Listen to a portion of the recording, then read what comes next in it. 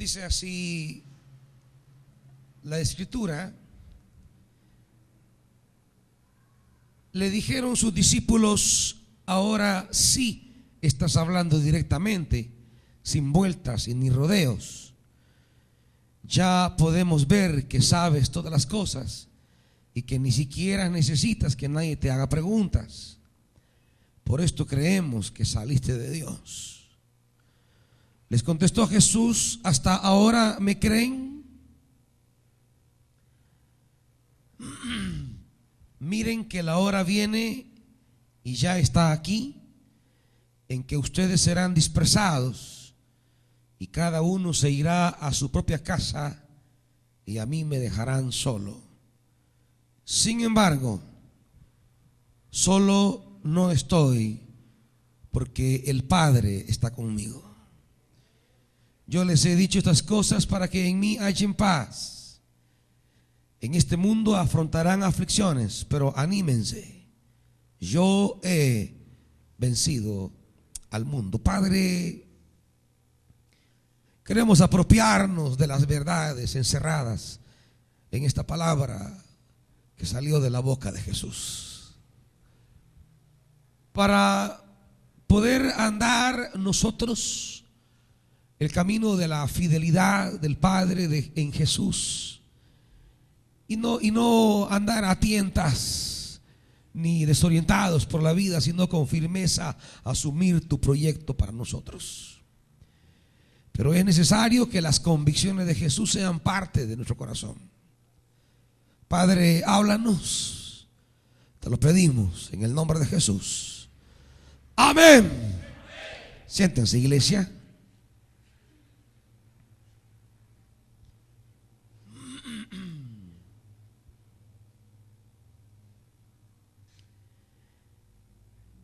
Quiero partir de esta escritura para tratar de rastrear cuáles eran las convicciones que animaban el camino de Jesús de Nazaret, porque la vida cristiana no es otra cosa sino que seguir a Jesús. No es tanto involucrarme en un ambiente religioso. Indudablemente tener vida de iglesia es una consecuencia de seguir a Jesús, pero podemos caer en el hecho de tener vida de iglesia sin estar siguiendo a Jesús. Por eso la instancia nuclear fundamental de la vida cristiana es una vida de seguimiento de Jesús de Nazaret. Esa es la esencia de la vida cristiana, esa cercanía. Y realmente sorprenden las convicciones muy profundas de Jesús. Tenemos que entender primeramente su humanidad, porque cuando miramos a Jesús a veces pensamos como que era mitad hombre y mitad Dios. Creemos que Él pudo hacer lo que hizo porque era como un semidios, que era como aquella caricatura de antes. ¿Se acuerdan de Messenger? Yo creo que ya la generación nueva no se acuerda de Messenger, ¿va? Pero los que nos acordamos todavía de Messenger Z, había un personaje en Messenger Z que se llamaba el Barón Eichler, ¿se acuerdan? Que era el enemigo de Koji Kabuto. Es para que vean que no solo leíamos la Biblia. Había un personaje que se llamaba Barón Eichler y que tenía una cualidad, y es que la mitad era hombre y la mitad era mujer. Era su característica. Y de modo que hablaba y salían los dos tonos de voz, hombre y mujer.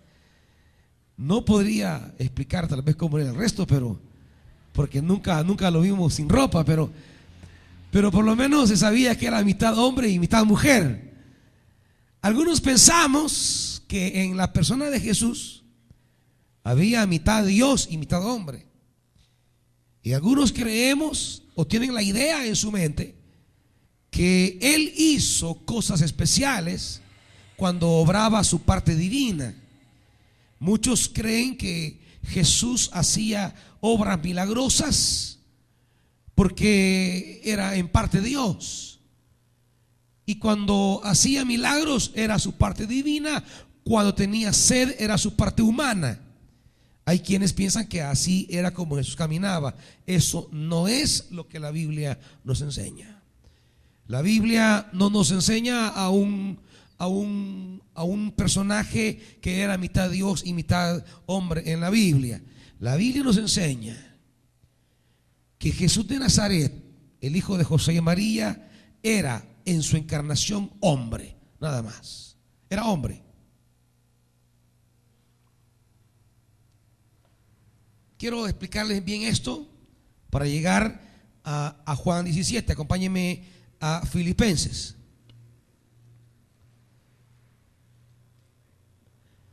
Porque según la Biblia, Jesucristo, mientras estuvo entre nosotros, fue humano, más nada. Ser humano, hombre, carne, semejante exactamente a nosotros, dice la Biblia. Semejante a nosotros. Pero si Él ya era Dios mientras estuvo con nosotros, ya no era semejante entonces. Ya Él tenía algo que yo no tengo. Filipenses 2. Dice la Biblia, versículo 5. Filipenses 2:5. La actitud de ustedes debe ser como la de Cristo Jesús, quien siendo por naturaleza Dios, oiga bien, quien siendo Dios no consideró el ser igual a Dios como algo a que aferrarse. Por el contrario, ¿qué dice Martes? La Reina Valera me gusta más la traducción. Dice, se despojó. Y la traducción literal debe ser, se vació. Se vació de su forma divina. Se vació voluntariamente, tomando la naturaleza de siervo y haciéndose semejante a los seres humanos. La encarnación no significa solo que Él era Dios y siguió siendo Dios, solo que ahora tomó naturaleza humana. No. Eso no dice la Biblia. Lo que la Biblia dice es, Él siendo Dios se vació de su condición divina y adoptó nuestra naturaleza humana. Yo no puedo entender tan grande amor. Él siendo Dios, lo que la Biblia dice es, deja de ser Dios y se vuelve criatura humana simplemente. ¿Quién puede tomar semejante ejemplo de amor? ¿Cómo poder entender la gracia y el amor de Dios? Que Él, estando en su condición de Dios, no se aferró y decir, yo no quiero dejar de ser Dios, yo no quiero dejar de ser Dios, sino que no se aferró a su condición divina, sino que se vació de tal condición y asumió la naturaleza, la condición de siervo y se hizo semejante a los humanos, exactamente igual a nosotros. Y usted me dirá, pero ¿y cómo hizo tanto milagro? ¿Cómo hizo cosas especiales y poderosas? ¿Cómo es que Él hizo tantas cosas especiales y sobrenaturales? Bueno, Él lo hizo por una sencilla razón. Y la sencilla razón es que sobre Él reposó el Espíritu de Dios.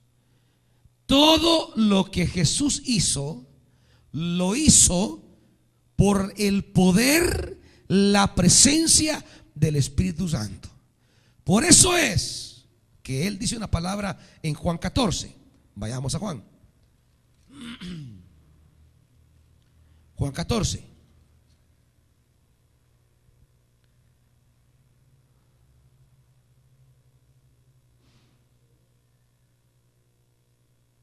Dice, cuando Él está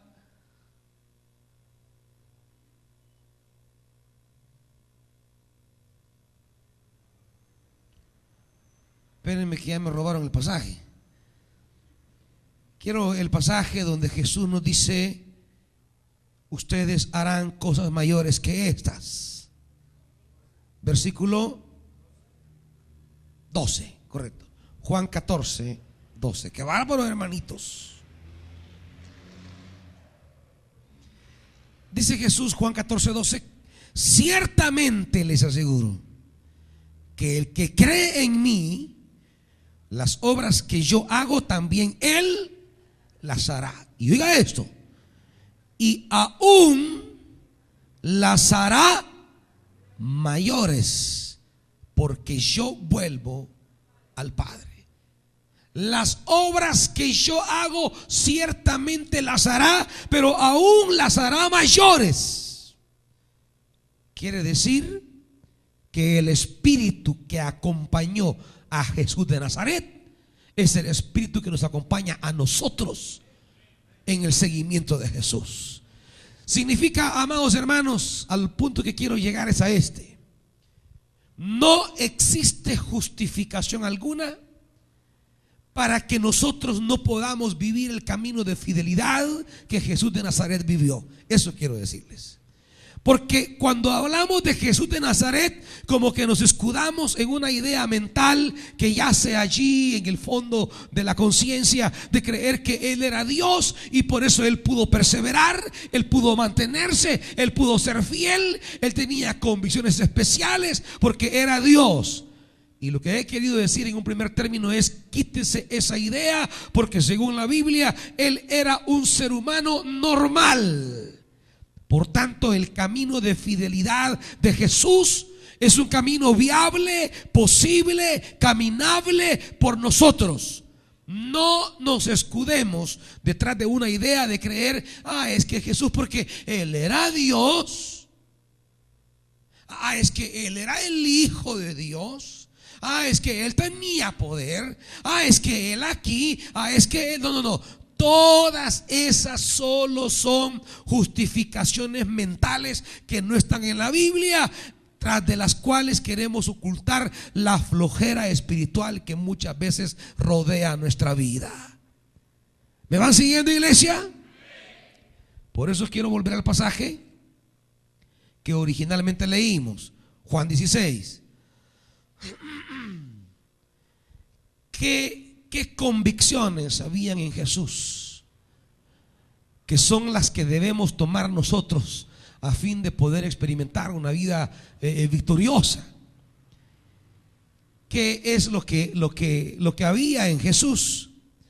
Primero, versículo 32. Jesús tenía una convicción muy profunda. Él había desarrollado una convicción realmente. Dice: miren que la hora viene y ya está aquí, en que ustedes serán dispersados y cada uno se irá a su propia casa, y a mí me dejarán solo. Sin embargo, solo no estoy, porque el Padre está conmigo. La primera convicción de Jesús: ¿qué es lo que hace apartarnos del camino de la fidelidad a Dios? ¿Qué es lo que nos hace, diríamos, naufragar a veces en el camino de Dios? Y lo primero que Jesús menciona es las reacciones, las respuestas, los tratos de las personas hacia nosotros. Cuando usted escucha a alguien que se ha alejado del camino de Dios, siempre dice: es que fíjese que me pasó esto. Es que fíjese que un hermano me trató así. Es que una hermana me dijo esto. Siempre de por medio está lo que las personas me hicieron, lo que las personas me dijeron, lo que las personas me trataron. Siempre el entorno social en torno a mi persona se convierte en una razón por la que yo claudico y me aparto del camino de Dios. Jesús tiene muy claro esto. Jesús dice: todos ustedes me van a dejar, todos se irán, serán dispersados y me dejarán solo. Jesús vivió, diríamos, en carne propia lo que es la desilusión de aquellos que caminan con nosotros en la fe. Es que mire, yo vi a fulano que me dijo esto, yo vi a mengano hacer esto. Es que mire, me dijeron aquí, me dijeron allá. Siempre hay alguien que me dice, que me habla, que oigo, que miro, que me dijo, que me trató. Siempre. Y siempre el trato de otros para con nosotros se convierte en una razón que nos hace claudicar en la vida cristiana. Es que mire, yo no esperaba esto de fulano de tal. Es que no creí que me fuera a salir con esto, fulana de tal.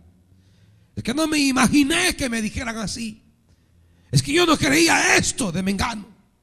Siempre existe el hecho de que las acciones o las palabras de otros llegan a determinar mi estado de seguimiento y de fidelidad a Dios.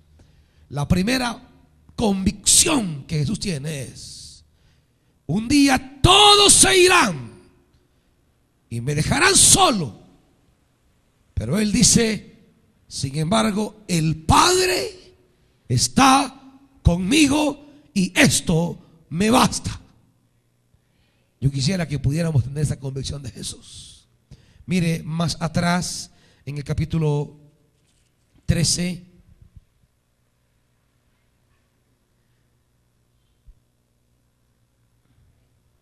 dice 13:36.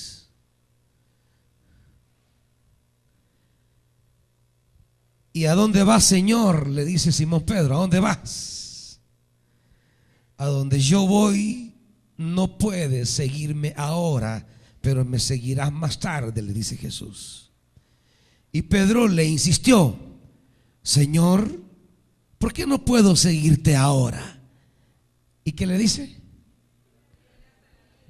Por ti yo daré. ¿Cuántas veces le han dicho así a usted?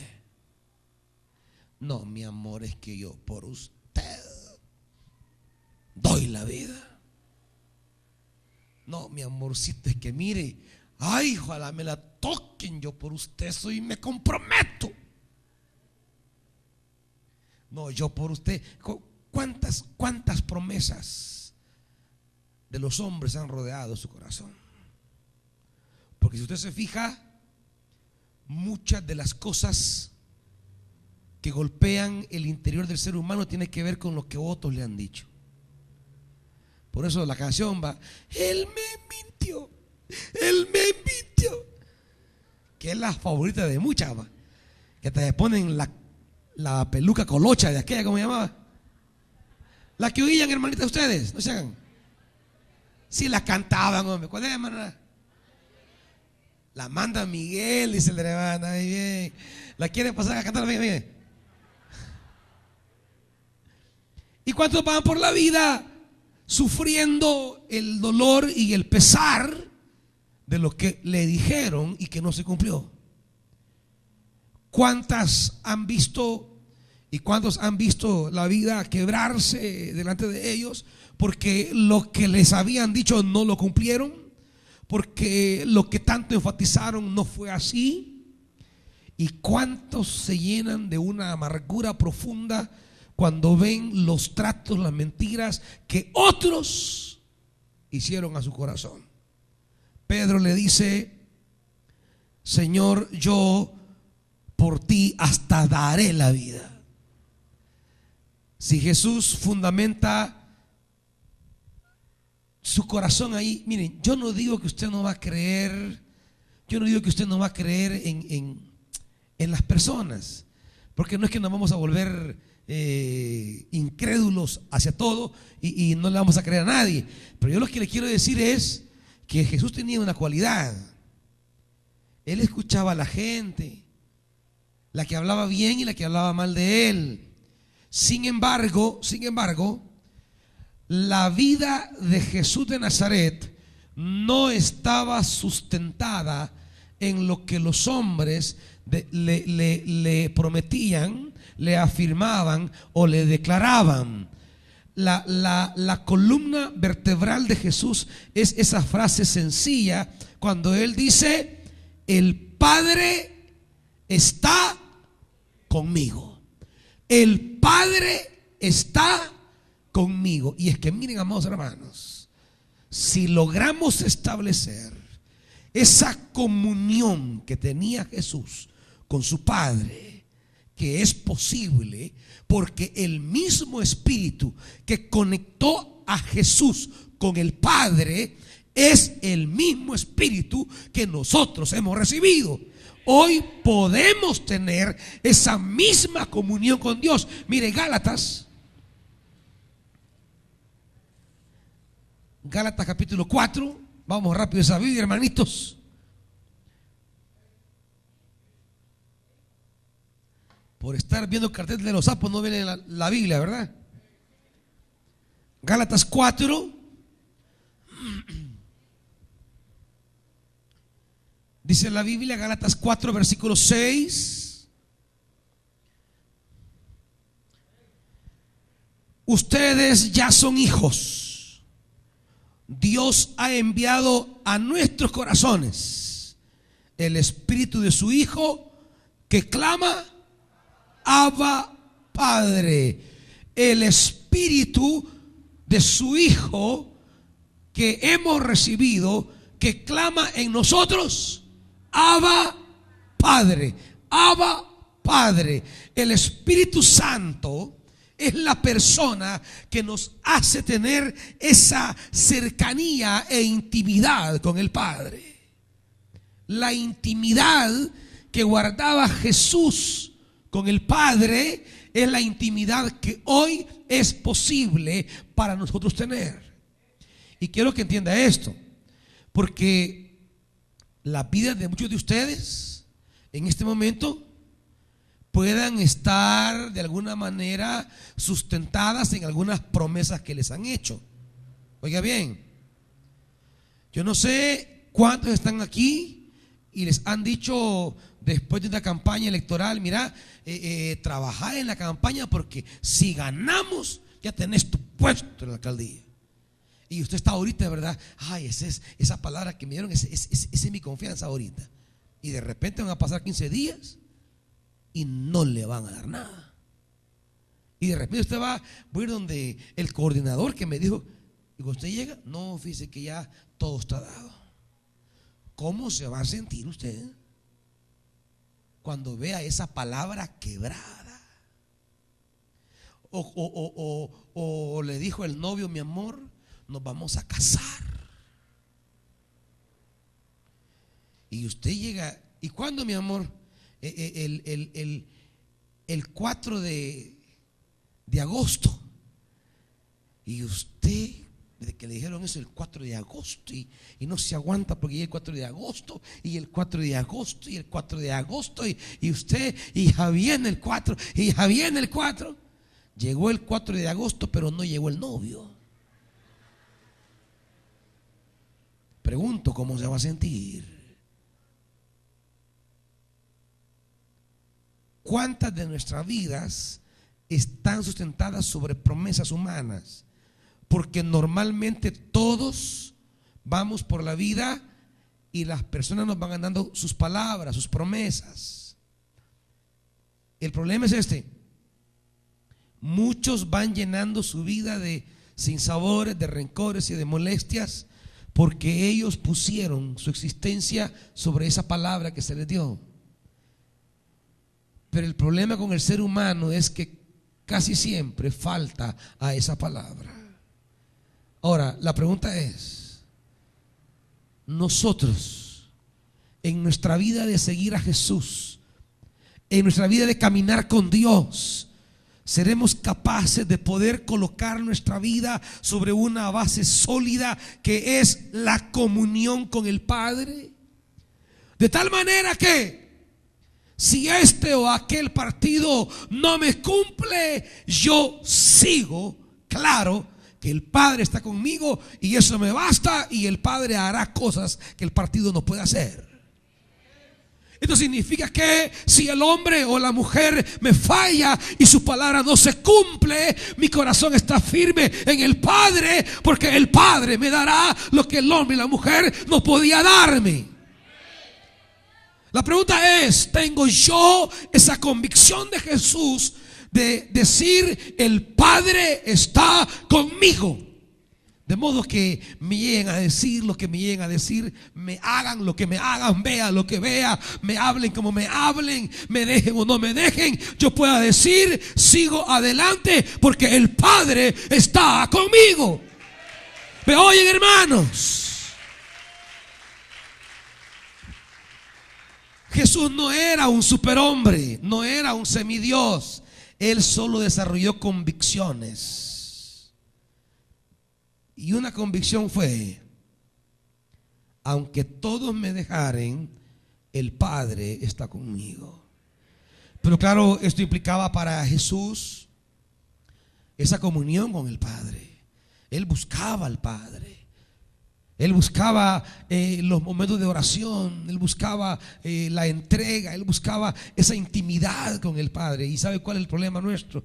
Que muchas veces, por estar confiados y esperanzados a las palabras de los hombres, descuidamos nuestra relación con el Padre.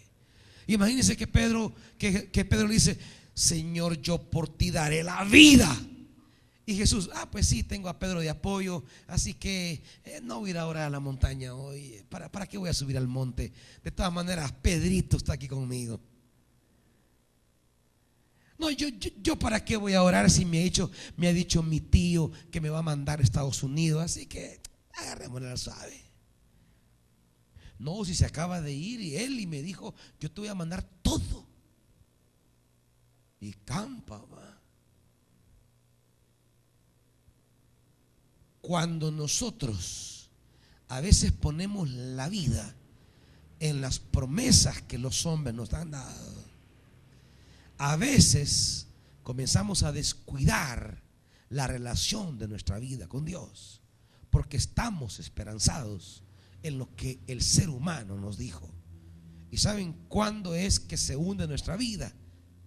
Cuando los hombres no cumplen su palabra y nos encontrábamos distanciados de Dios.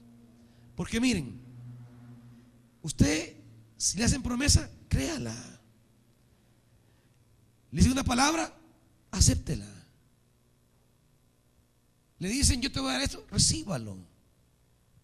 Pero no descuide, la columna vertebral de su vida es la comunión con su Padre. De tal manera que si el día de mañana el que prometió, nada; el que dijo, nada; el que habló, nada, usted no se sentirá desamparado, porque el Padre estará con usted. ¿Está oyendo, hermanito?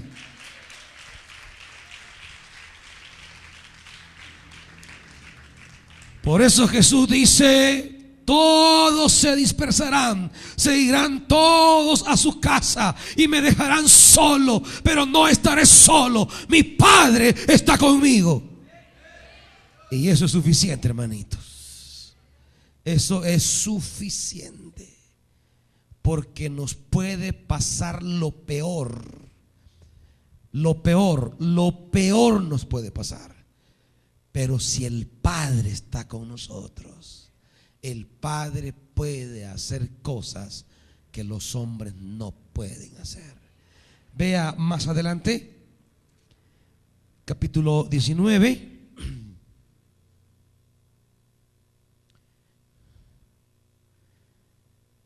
Versículo 28.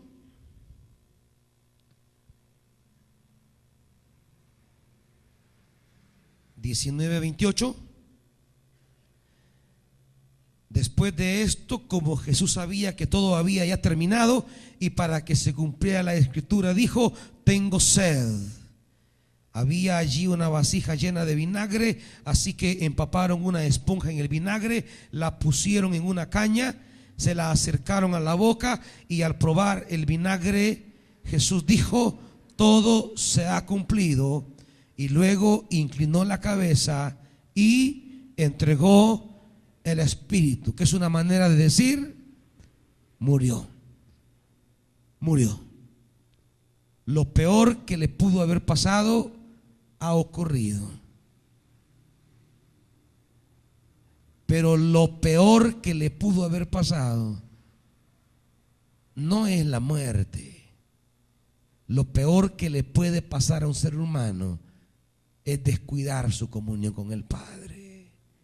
Porque esto no era lo peor que le pasó a Jesús. Porque dice el capítulo 20,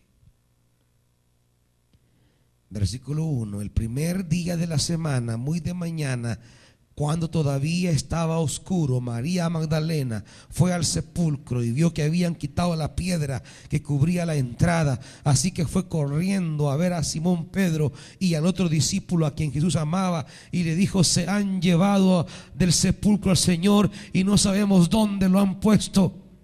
Más adelante, versículo 10, los discípulos regresaron a su casa, pero María se quedó afuera llorando junto al sepulcro.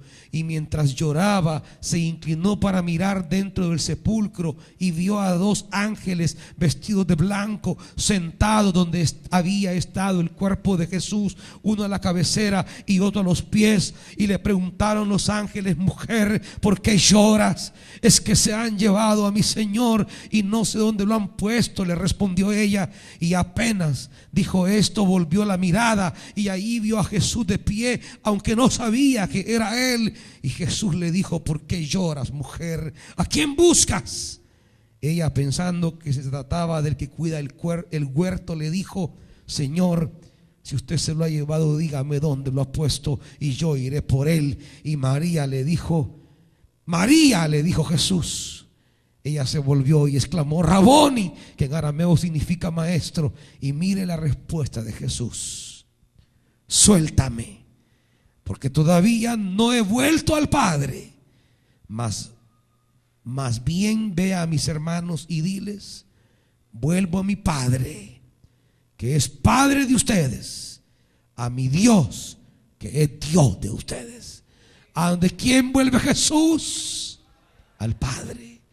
Lo que los hombres no podían hacer, que era sacarlo de la sepultura, el Padre, que siempre había estado con Jesús, Él lo levantó de entre los muertos. Mire, hermano, oiga, hermana, no importa si todos lo abandonan.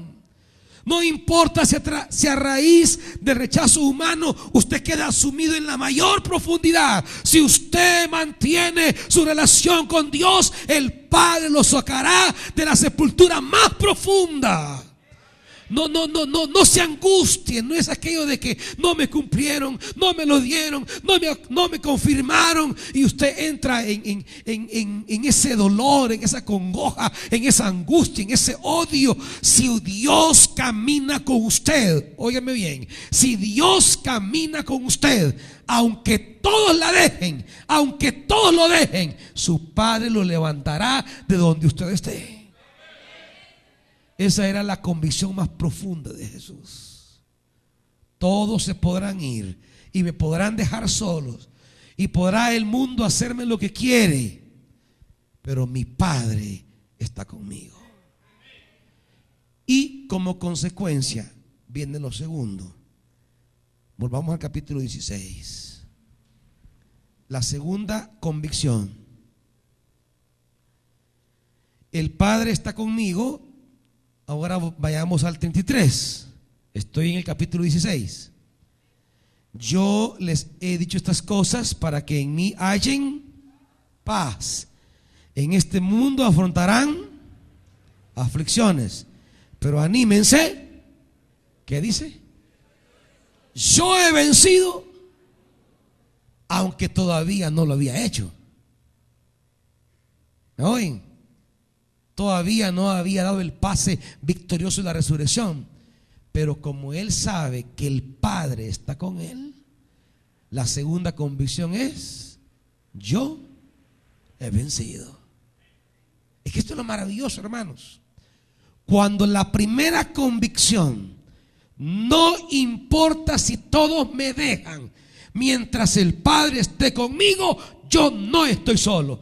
Y la presencia del Padre conmigo me da la segunda convicción, y es: yo siempre saldré en victoria.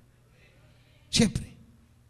Yo he vencido al mundo. Yo he vencido al mundo. Claro, la realidad presente es que el mundo lo va a crucificar. Esa es la realidad presente. Porque Él va ahorita a la cruz. Él va al sufrimiento. Él va al escarnio. Él va a la humillación. Él va a la muerte. Pero dice: no importa, yo ya vencí. Pero te van a matar. Sí, pero ya vencí. ¿Cómo es que te van a matar y vas a vencer? Es que el Padre está conmigo y Él me va a dar la victoria. Y se cumplió en la resurrección. Lo dejaron solo, lo mataron, pero el Padre jamás lo dejó. Lo levantó el tercer día y le dio una victoria. Por tanto, si el abandono de todos provoca una tragedia en nuestra vida, la comunión que tenga usted con Dios, al final siempre, siempre, siempre le dará la victoria. Siempre, hermanito. Pero tiene que resistir en el momento difícil. Tiene que tener lo que yo digo esta mañana, las convicciones de Jesús. Deben ser parte de nuestra vida las convicciones de Jesús. Y esa primera convicción, la reitero, que el Padre está conmigo y yo con el Padre. Hay una relación que debe ser la relación más fundamental de todas, la que no puede ponerla en duda, la que no puede poner en riesgo, la que no puede abandonar, la que no debe retirar, la que no debe quebrar, la que no debe apartar. La relación suya con el Padre, no la suelte, no la descuide, no la quiebre, porque esa es la que le va a dar el sustento cuando todos lo abandonen. Esa es la que le va a dar dirección. Cuando todos se vayan a su casa, esa es la que le va a dar la victoria. La victoria final no se la va a dar su primo, ni el compadre, ni el jefe, ni el tío, ni el papá, porque hay un momento en la vida en la que ningún contacto humano logra llegar a mi más profunda necesidad. Solamente el Padre logra llegar a esa profundidad en la que a veces he caído. Él me puede levantar. Amados hermanos, para Jesús, sus convicciones profundas: el Padre está conmigo, yo tengo la victoria, aunque esté atravesando un momento difícil. Porque después que Él dice esta palabra en este versículo, mire todo lo que viene. Capítulo 18.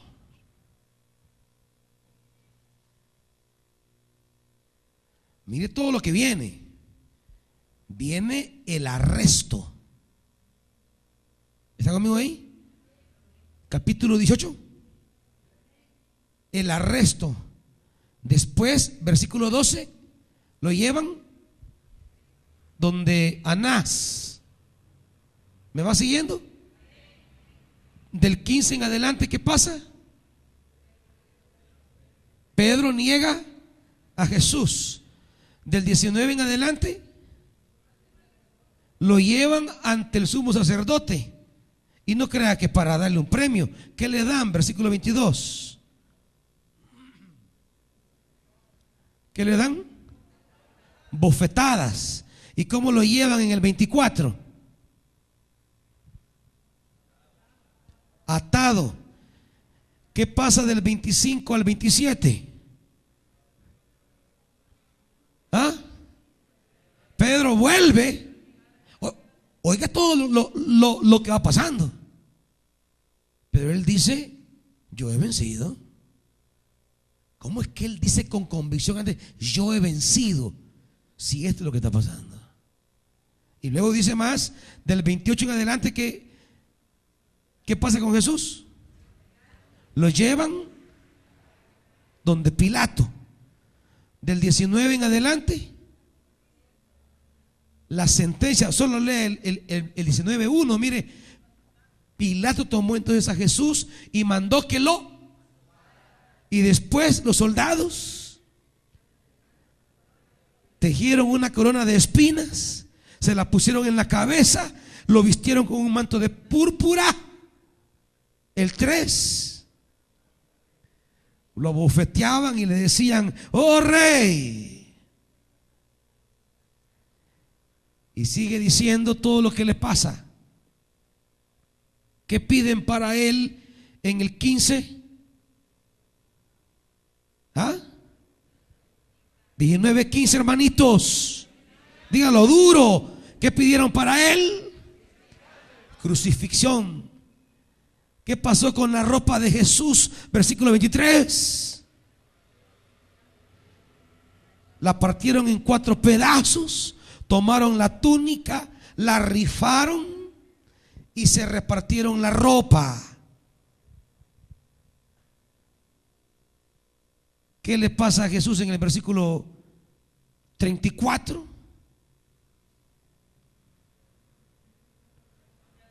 Le atravesaron, o sea, todo lo que le pasó a él. Pero él tenía la profunda convicción de decir: yo he vencido. Y se dirá usted: pero ¿y cómo va a ser eso? Usted dirá: pero mire, a mí me ha pasado esto, y antier esto, y la semana pasada esto. Si mi vida parece un viacrucis, si parece que yo soy el crucificado ahora. La pregunta es: si usted está confiando en la palabra de Pedro, le va a ir de la patada.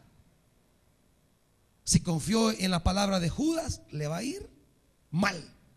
Si le creyó a Tomás, o si usted ha dicho esta mañana: mi convicción profunda es: mientras Dios está conmigo, yo tendré la victoria. Me mienta fulano, me mienta mengana, me pase aquí, me pase allá, me hagan esto, lo otro, mientras el Padre esté conmigo, yo tendré victoria. Esto es lo que a Jesús lo sostuvo en todo este camino. La compañía del Padre nos trae la victoria. Y al final le falló Dios. Lo dejó ahí perder, lo dejó tirado, lo dejó enterrado. Es que Dios jamás falla. Jamás falla. Por eso, amados hermanos, la relación suya con Dios, no permita que nadie se la toque, que nadie interfiera en esa relación con su Dios. Jesús no permitió ni que su mamá siquiera, ni sus hermanos tampoco, ni los amigos menos, ni los discípulos nunca, que nadie se metiera en lo que es Dios y yo. Dios y yo. Porque a la hora más difícil de nuestra vida, hermanitos, la única persona que estará con nosotros es el Señor. Se lo digo con ese sustento fundamental. En la vida, cuando las cosas se nos complican tanto, Mire, aún la gente que usted ayudó no vuelve por usted. Aún la gente a la que usted le dio la mano no vuelven por usted. Y lo maravilloso de Jesús es que Él no va amargándose por la vida. No. Cuando Él es levantado por el Padre, Él va y busca a Pedro. Cualquiera de nosotros llega a Pedro: Señor, no he pescado nada, ojalá te muras de hambre, le diríamos nosotros. Porque así va a estar Pedro más adelante. Fue a pescar y no agarró nada. ¿Y saben qué le dijo el Señor? Señor, llegó Pedrito, tirarla por allá, mira. Está sin un pez, ¿va? Sí, tirarla por allá.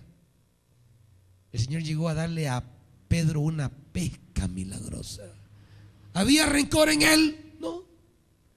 Le reclamó: mira, Pedro, ¿por qué me dejaste perder vos? No. ¿Tenía dolor? No. ¿Resentimiento? No. Porque su corazón no estaba en las promesas humanas, sino en lo que el Padre le decía a él.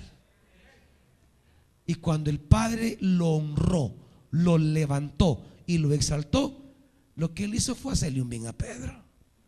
Mire, la gente que puede quebrar su palabra con usted, usted no le guardará ningún rencor, no le guardará ningún odio, no le guardará ningún resentimiento. Usted hará obra de misericordia, porque usted quien lo sostiene es el Señor. Pero desde ya,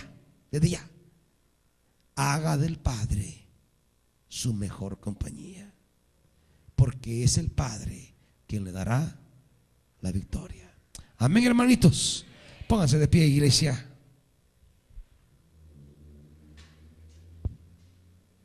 Dígale a Dios antes de irse de aquí que no quiere más nada que esa intimidad con Él.